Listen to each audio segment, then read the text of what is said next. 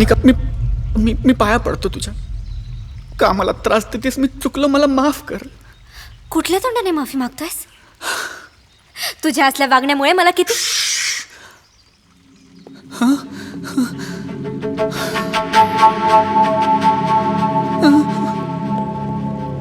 सानिका, मला नाईलाज होता सानिका.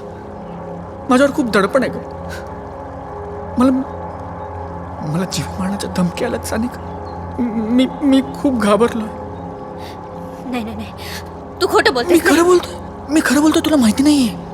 हे कर, तुझं लग्न, भाऊसाहेब, त्यांचं वागणं, हे सगळं खूप मोठं षडयंत्र आहे सानिका.